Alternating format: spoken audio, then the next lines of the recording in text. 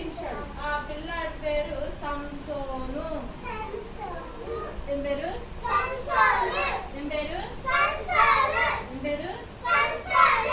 ఎవరి తరపున పుట్టించాడంటే ఇజ్రాయేలీలో నుండి పుట్టించాడు. ఎవరి దగ్గర నుండి? ఇజ్రాయేలీలో నుండి. ఎవరిని పుట్టించాడు? సంసోను. ఎవరిని? ఎక్కడి నుండి పుట్టించాడు?